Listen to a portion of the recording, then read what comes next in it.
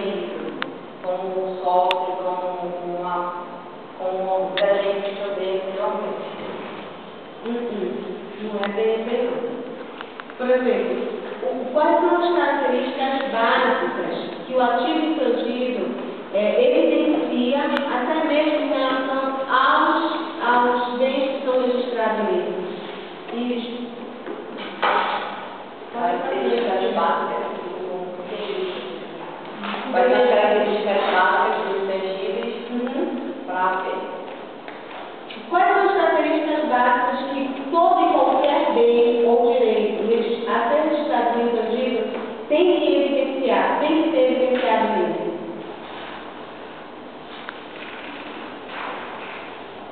Isso, vai pra frente. Não.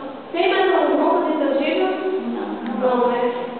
São 3. A identificabilidade, eu tenho que identificar, nesse momento eu tenho que ter esse valor mensurável. O que mais, Kátia?